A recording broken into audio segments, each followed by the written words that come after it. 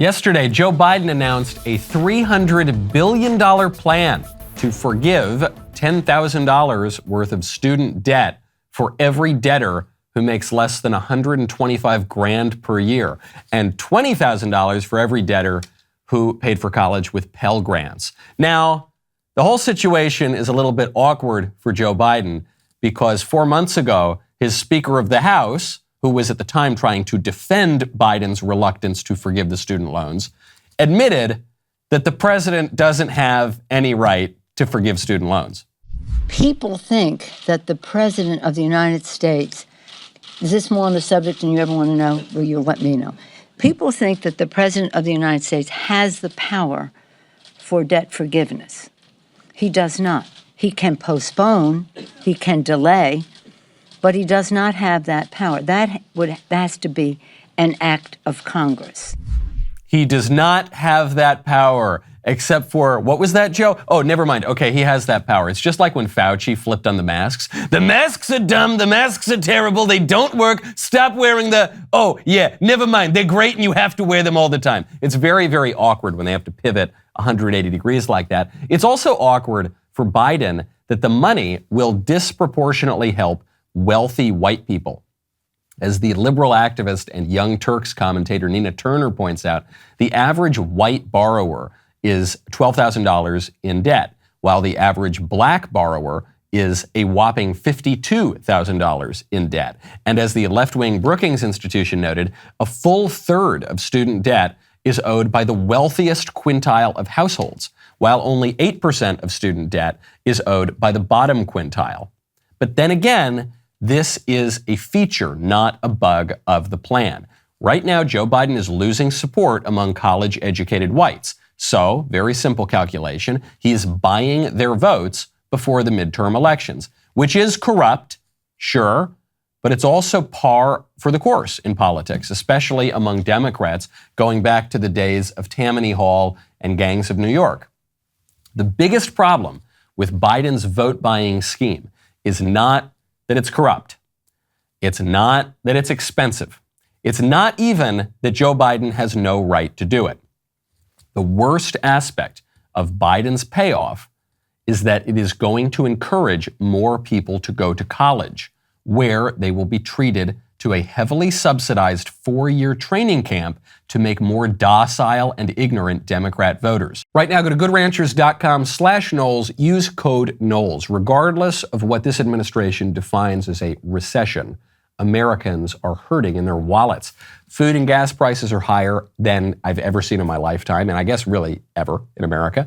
That's why I am super grateful for my absolute favorite meat delivery service, Good Ranchers. Good Ranchers offers an inflation-proof subscription model that lets you lock in your price the day you subscribe.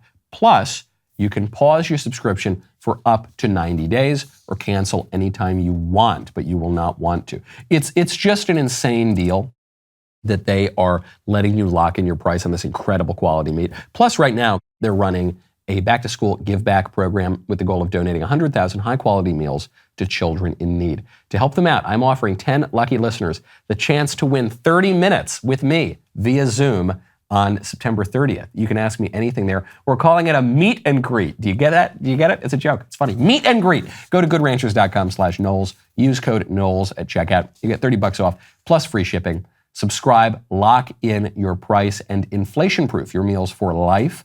You'll be automatically entered to win 30 minutes of meet and greet with me on September 30th. The offer ends August 31st. goodranchers.com/Knowles. Use code Knowles at checkout.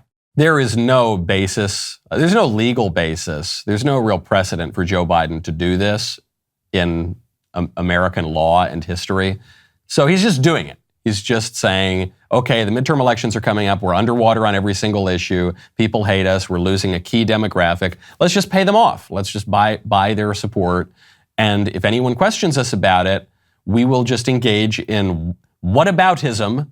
What about, and say, hey, the Republicans, they cut taxes. So that's, when they cut taxes, that's kind of like us buying the votes of the college-educated white students.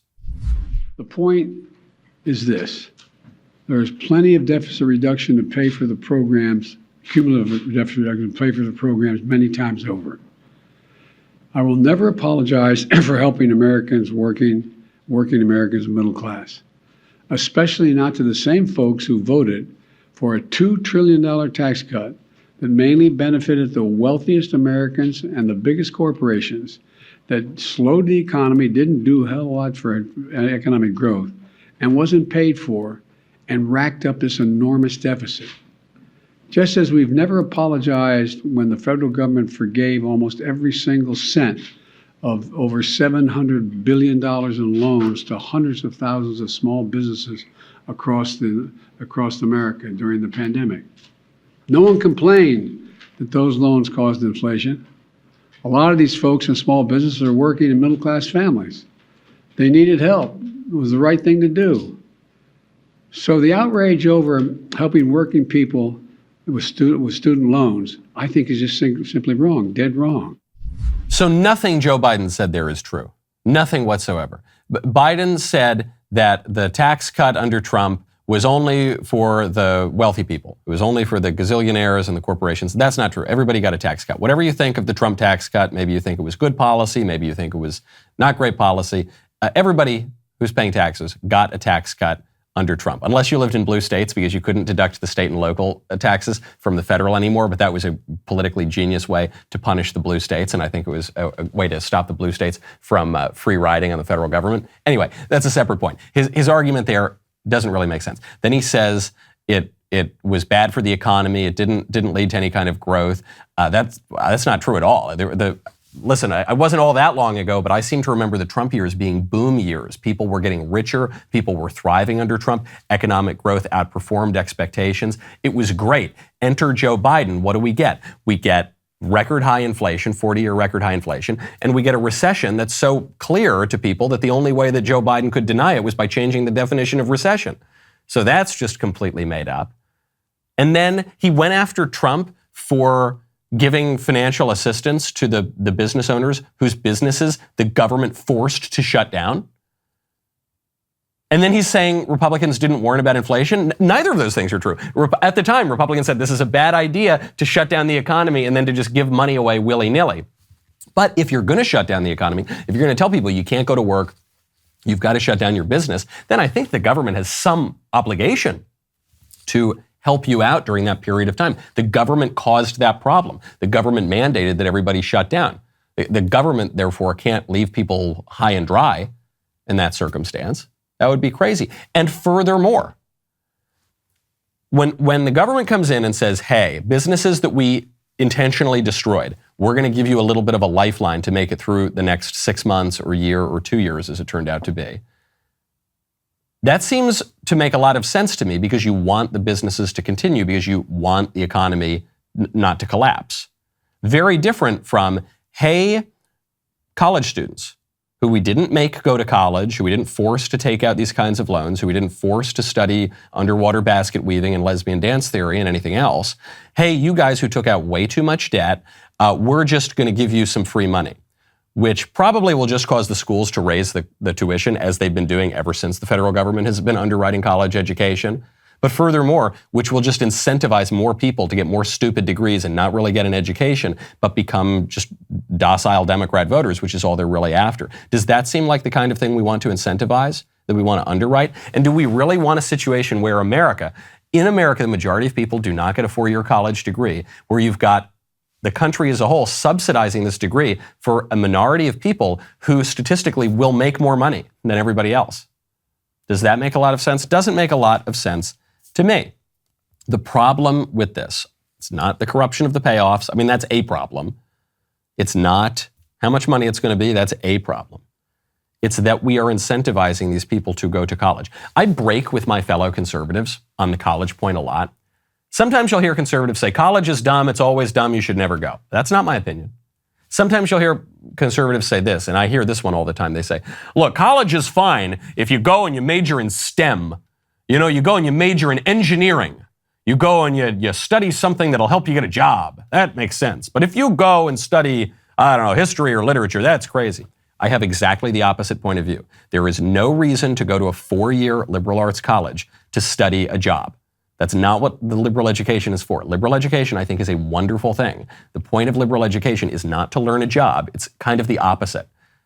It's to not study anything that directly relates to a job. It's to study the arts of freedom, the arts that allow you to make sense of your freedom and allow you to cultivate your higher will and allow you to suppress and educate yourself and suppress those base desires and to be a free person.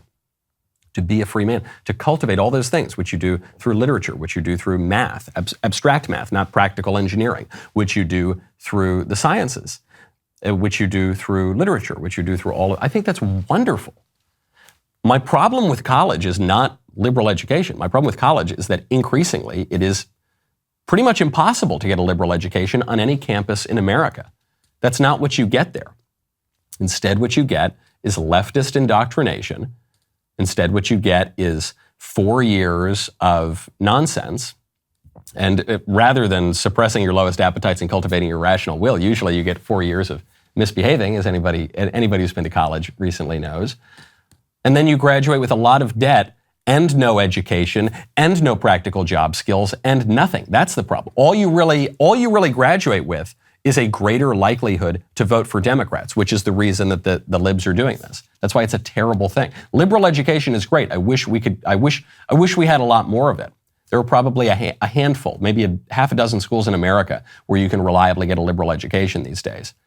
And now with Joe Biden underwriting 4-year college, the problem is only going to get much, much worse. Does Joe Biden have the power to forgive all this student debt? That's the question that everyone's asking. Joe Biden doesn't even have the power. Well, what is he claiming is the power? He's saying that a September 11th law called the HEROES Act gives the education secretary broad authority to grant relief from student loan requirements during specific periods, such as a war or some other kind of military operation or some kind of national emergency, and for very specific purposes, including, for instance, to address the financial harms of a war or a military operation or an emergency. And then Joe Biden is just completely perverting the meaning of this 9/11 law to say, okay, well, it's an emergency now. Yeah, I woke up this morning, I felt kind of like it was an emergency. So we're gonna pay off the student loans of people that I want to vote for me. That's the HEROES Act for you. And then you've got the conservatives, the feckless conservatives on the other side crying about how he doesn't have the real power to do this. Newsflash, he does have the power to do this. Politicians have the power to do whatever they can get away with. If you have lived through the last 2.5 years, if you have lived through the reign of Dr. Fauci, and you don't get that, I can't help you. You're not going to make it. Does Biden have the right to do this? No, he doesn't. The law doesn't give him the right to do this. The American tradition doesn't give him the right to do this. Joe Biden's creator does not give him some natural right to do this. But does he have the power? Yeah, of course he does. Two different things. This is where sometimes conservatives and libertarians get a little tripped up on the way our government works. Because they say, that's not in the Constitution.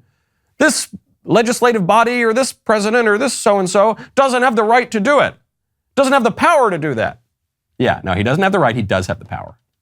The way our politics works is that the people and the institutions with the power exercise it. And it doesn't matter what that bill up on Capitol Hill and Schoolhouse Rock says, and it doesn't matter what the Constitution says, they're going to wield that power. So Joe Biden's going to wield it. It helps him politically. He's buying votes. Okay, tale as old as time. What are we going to do about that? I'm glad you like that clip. Now, look, we have over 1 million subscribers. I want 1 quintillion. I do, and I'm not going to stop until I get it. So ring that bell, subscribe. We'll see you next time.